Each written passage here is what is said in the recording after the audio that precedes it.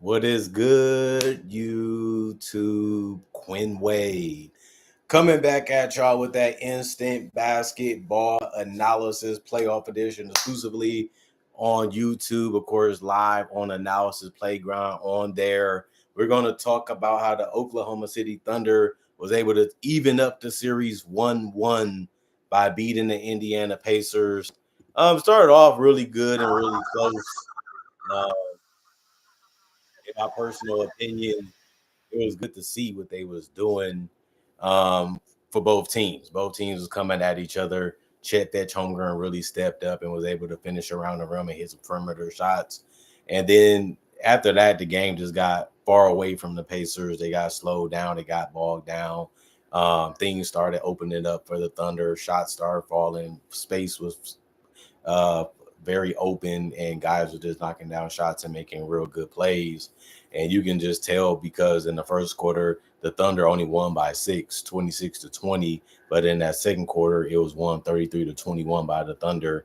And it was a close third quarter because the Pacers wanted to show some type of fight to show that they really want to win this game and they feel like they can compete with this Thunder team, and they should feel that way because they already won a game in this series. But the Thunder still was able to take the best punch that they can throw at them, which was mainly that third and fourth quarter. But the Thunder won that third quarter 34-33. Wasn't by much, but they still had the lead going into the fourth quarter, and they was able to close it out by double figures, although that's the quarter they lost because they lost it 33-30. But the Pacers actually was in it, but they just couldn't get the lead low enough to where they can actually win it as the game continued to go further, especially in that second quarter, which the game was basically lost at. And you got to give the credit to the Thunder for staying on their job and not giving them opportunities, not giving them faith, and not allowing them to get enough momentum to make a run to be able to beat them. It's tough to keep good teams down. It's tough to keep the Pacers down. And obviously they showed that in game one, but it didn't matter because this was a separate game, different thing, different agendas, different things, thinking wise and trying new things and just letting your players make the best plays for you. And the Thunder was able to do that better than the Pacers tonight. And they started turning the ball over and they started losing rebounds too. The Thunder just wanted it more. They just played with urgency. They played with force and they used their speed and their athleticism to the advantage in their depth. But they lost this game. The Pacers did 123-107 for the people that didn't know. And other than that, we're going to actually start off with the Pacers. Pascal Siakam got locked up in this game. They made it tough. They made it difficult. They made it frustrating for him. 30 minutes, 3 of 11 from the field, 1 of 4 from 3, 8 of 9 from the free throw line. He finished with 15 points, though, mainly because of the free throw line shots that he took and was able to get there. And that was good to see. 4 assists, 7 rebounds, 4 of them was offensive, 2 blocks, 2 turnovers, 4 personal fouls. He was a minus 15 and plus minus. Not his greatest game. He's going to want to throw this one in the garbage because they did everything they needed to do to make things tough and difficult for him. And some shots he just flat out missed or mistimed or just didn't get in the mental mindset that he needed to get it together before the game was over. But he still, found a way to score double figures and try to help as much as he could. And he did play some decent defense and he did rebound the ball better. Aaron D. Smith got going a little later in the game, but he actually wasn't that in the beginning either. 26 minutes for him, 5 of 12 from the field, 4 of 8 from 3. He did have only 4 rebounds, 3 personal fouls, but he was a minus 8 and plus minus. He did get in double figures with 14 points. I'm going to be honest, all the Pacers starters was able to get in double figures tonight. That's always a great thing to see, especially because they had 2 guys off the bench that also got in double figures. But Miles Turner, his jump shot was going besides from 3. He was 1 of 5 from 3, but he also was 6 of 12 from the field. He played 27 minutes, 3 or 4 from the free throw line. He didn't rebound the ball that great, even in the fourth quarter. He has that size, he has this quickness, he has the length, he has the athleticism, but it just doesn't work for rebounds, bad positioning, bad knack for getting the ball. But he is going to have to try as hard as he can to rebound better, because if they're not going to be able to win the rebound battle, they're just going to have another disadvantage there, and that just makes the Thunder easier path to win. especially when you're not even getting enough turnovers and you're not getting enough stops, and you can't really defend the three ball right now either. There's a lot of problems that's happening to the Pacers, but they do have time to make adjustments and changes to figure it out in the next games. 4 rebounds, 4 assists. He did have 3 turnovers and 2 personal fouls, -4 and plus minus 16 points. Andrew Nembhard, 32 minutes, 4 of 8 from the field. He did go 1 of 4 from three, though, and 2 of 4 from the free throw line, but he did finish with 11 points. You would like him to obviously make an extra 3 at the least. Obviously, you would like him to make his free throws also, but he's not their best scorer. He's not their greatest decision maker. He's just there to balance out what the team is trying to do on both ends of the court, and always be that guy you sleep on that can creep and get buckets in the paint like he did in this game, and also just taking quality looks when it's needed, and also being able to make a right pass and the right decision when it's needed also. And that's all you can ask the guy to do, but he does that so well that it makes sense why he played those 32 minutes tonight. 4 rebounds, 1 of them was offensive. He did have 4 assists and 3 steals and a turnover and a personal foul. He finished as a -17 in plus minus, which was the highest for the minus for the starters. But Tyrese Halliburton came on a little late, but by then the game was already over. 12 points in the fourth quarter. Picked it up in the fourth quarter like he should have. And like I said, the Pacers did win that quarter, but the game was basically over at that point. 34 minutes for him, which was the most for the starter. 7 of 13 from the field, 3 of 8 from three. 3 rebounds, 6 assists, 2 steals, 2 blocks, 5 turnovers, 1 personal foul, a -5 and plus minus. The guy that had the game high was Tyrese with 17 points. They took away a lot of his assists. They took away a lot of his quality looks. They let him score more from the perimeter and made it difficult for him to go in the paint and get passes or shots. That's why he finished with 5 turnovers. You got to give a lot of credit to the Oklahoma City Thunder defense. And other than that, he played good defense. He was trying to use his body and his length and his quickness to make things hard and difficult as much as he could. It just guys were still able to, hit shots, and guys made it tough on him. But considering that he was taking gambles and risks and only had 1 personal foul, you got to give him a lot of credit for being able to do that while still getting those type of numbers in the block and steal categories. James Johnson, 3 minutes, 1 of 1 from the field, 2 personal foul, +1 and plus minus 2 points. Obi Toppin, 19 minutes, 1 of 8 from the field, 1 of 5 from 3, 5 rebounds, 1 of them was offensive, 2 assists, 1 steal, 1 turnover, 1 personal foul, a -9 and plus minus.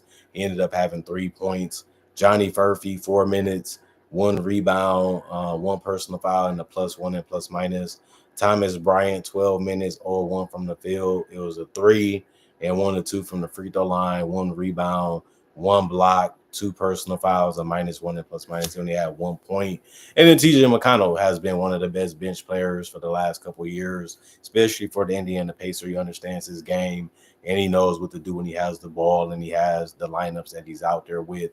Really good guy, really smart guy, really guy that has a good IQ when it comes to passing or scoring the basketball, and he did a good job at both of those things tonight, going 5 of 7 from the field, 1 of 1 from 3, and finished with 11 points. He also had 6 assists and 3 boards and 2 steals, 2 personal fouls, and a -6 and plus minus.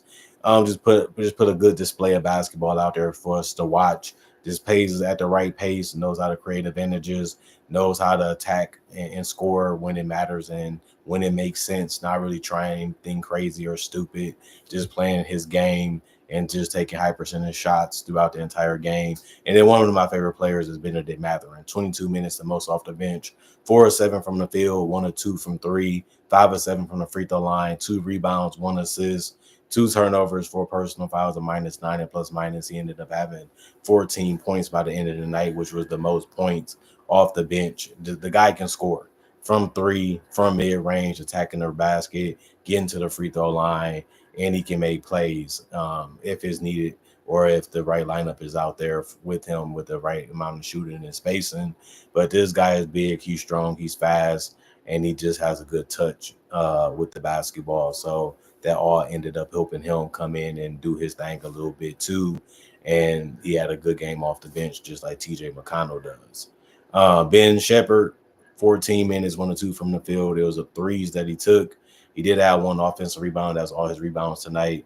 1 steal, 1 block, 1 turnover, 2 personal fouls, a -8 and plus minus with 3 points.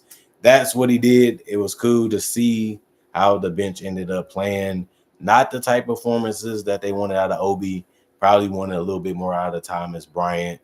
They got what they can get out of Ben Shepherd, but you probably want a couple more threes to be out of his hands by the end of the night. But they did what they could, and the starters did hold it down when it comes to scoring. They just couldn't make their threes really, and they have some free throw trouble. Other than that, just got beat by the better team tonight. The rest of the guys didn't play. Coach's decision. 37 to 82, 45% from the field, 14 to 40, 35% from three, 19 to 26, 73% from the free throw line, 35 rebounds, 27 assists, 9 steals, 6 blocks, 15 turnovers, and 25 personal fouls. And then the Oklahoma City Thunder. Everybody on this team was able to get on the basketball court tonight, and it was just fun to go to Oklahoma City, and then they get the win in front of their home crowd that cheered them on all of game one. It was very silent when the Indiana Pacers pulled off the upset. But this game, they was able to win from the first quarter all the way to the fourth quarter and closed it out. That was just good to see them play that well consistently. And this is what they're going to have to continue to do from start to finish if they want to win this series, which they're favorite to do. And most people wouldn't be surprised if they did. But we know that Indiana not going back down, and they're going to come back ready. Rick Carlisle sees some things. He's going to show his team what they can do to be better and what they can do to correct to give themselves another chance of winning another game, if not more games in this series. So it's not over just yet, just because Oklahoma City blew them out and did what they were supposed to do tonight. And now they got to win one in Indiana to be able to win this series a little faster. The faster you win, the better, because obviously you want to be a champion. That's your goal. You want to delay that if you don't have to. Chet Holmgren, like I said, got off to a great start, finishing and shooting the ball. But he finished 6 of 11 from the field, 1 of 3 from the three-point line, 2 of 2 from the free throw line, 6 boards. One of them was offensive with an assist, a block, 2 turnovers, 2 personal fouls, a +4 and plus minus. He had 15 points. I love what he did tonight. Just want to continue him spacing the floor. You want to continue him to rebound as good as he can and be in the right positions to do that.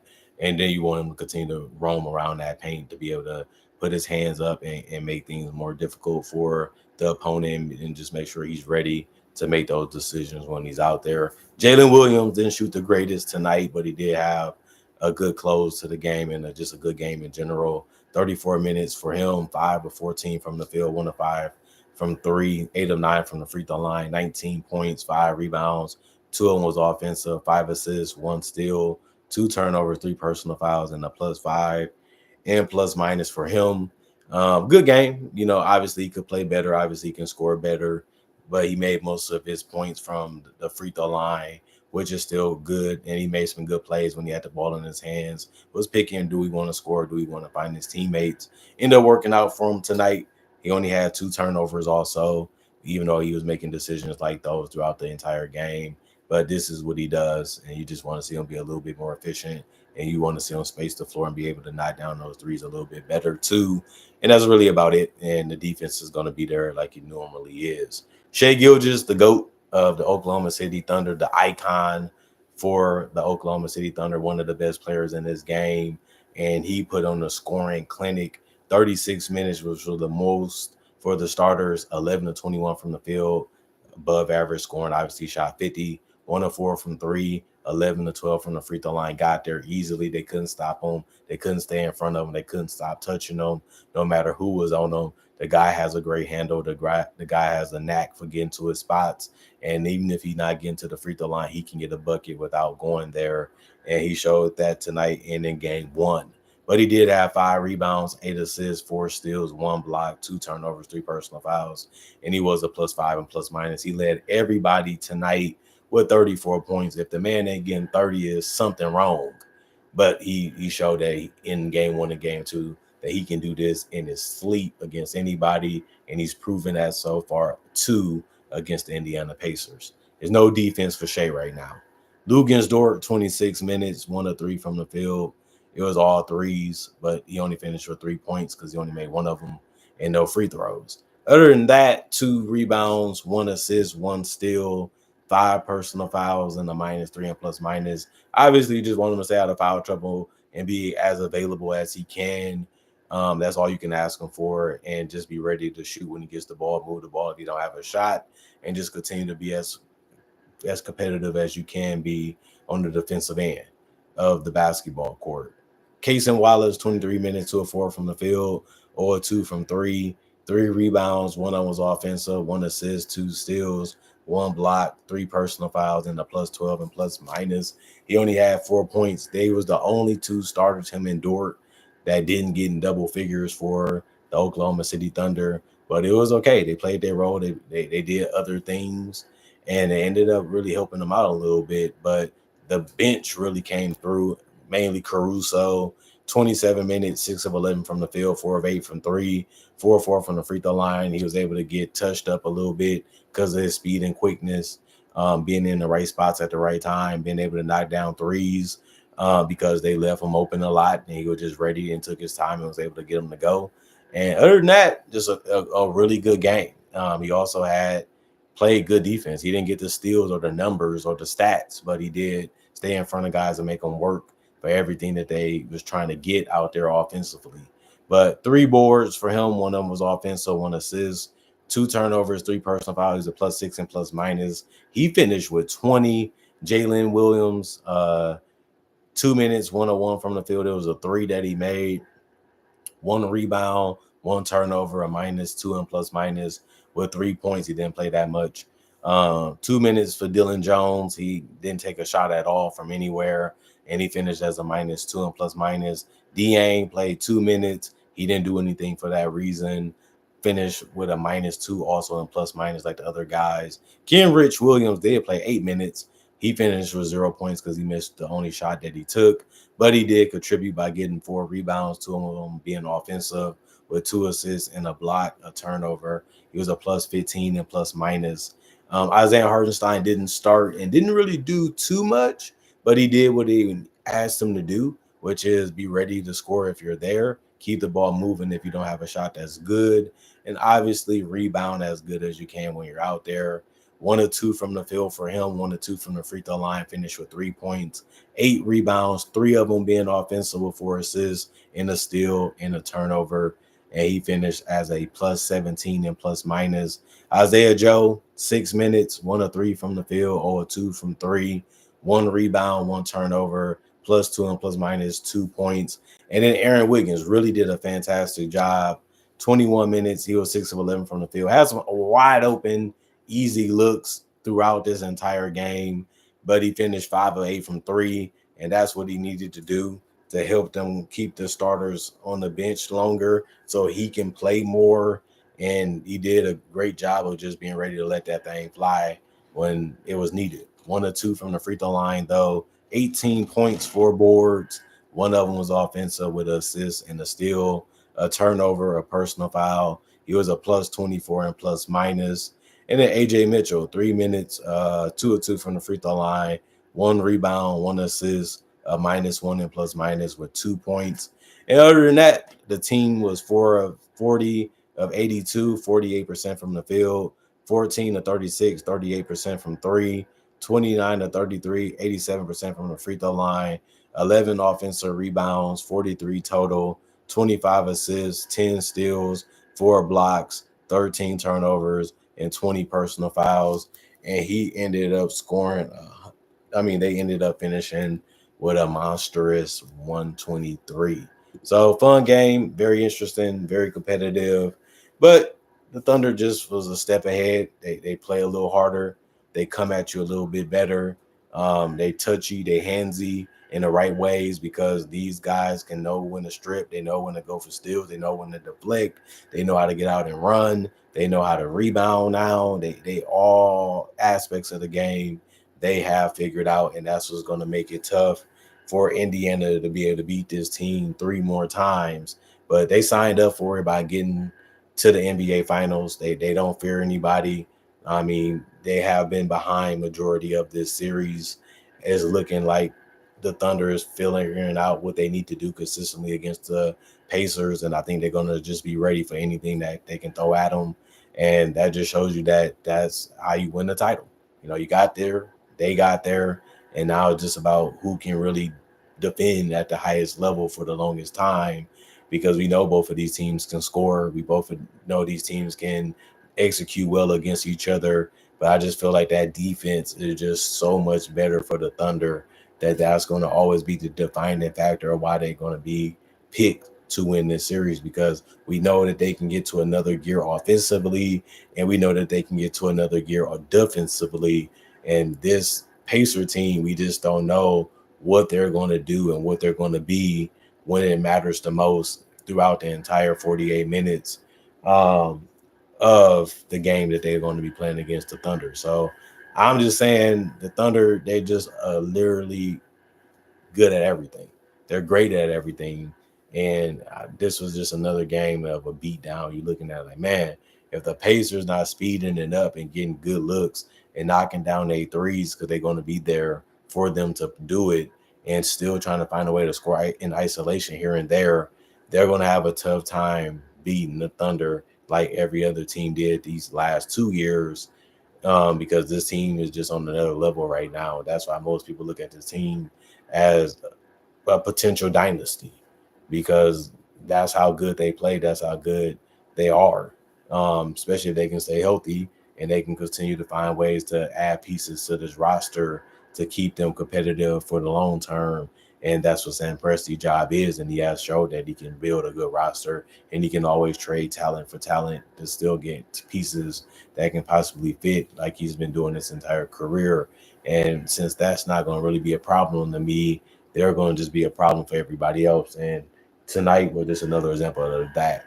But let's not count out the Pacers. We know that they can make comebacks. We know that they can score. We know that they have a lot of weapons. We know that they play the game the right way also. And we know they do a lot of things fundamentally right. And we know that they can do a lot of damage to you if you don't cover them the right way and you don't pay attention to your coverages, or and if you don't communicate to make sure you're staying where you need to be at on the court and moving accordingly. But we'll see what happens in game 3. This is going to be a huge game because the Thunder can get home court advantage back, or the Pacers can show that they're here to stay and they actually feel that they can do it. And now we're going to see what they do at home. They're a great home team, even in the playoffs. And we're going to see if they can continue that against the number one team in the entire NBA in the regular season, and also the number one seed left in the Western Conference, the Oklahoma City Thunder. Other than that, comment, like, subscribe, share, hit the notification bell. Also, for more analysis, Nigga News channel, I do conversation videos just like this and various NBA only topics. Also do breakdowns of real footage of legends, current legends, rookies, and also for future stars, and also do mock draft and draft coverage too. So if you love that type of stuff, this is the channel for you, and you will love it and you will enjoy it, because most people do. Plus, I may have over 3,000 videos already on my channel that you can watch right now.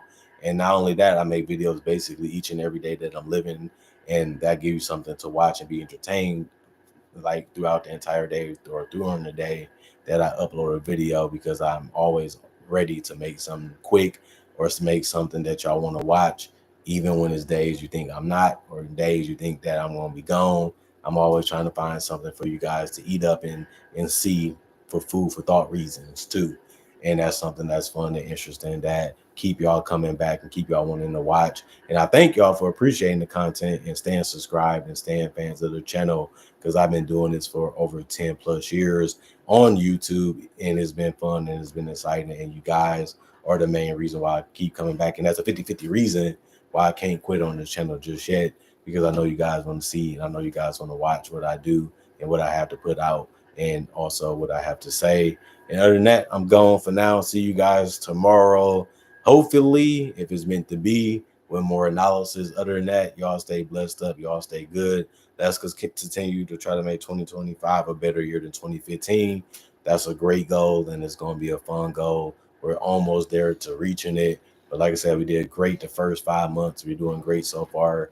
And this month, let's try to do it for the whole year. But I need y'all to continue to do your part, and I'm going to try to continue to do mine as much as I can. And that should be something that we should be looking forward to, since we do really enjoy and love this game of basketball.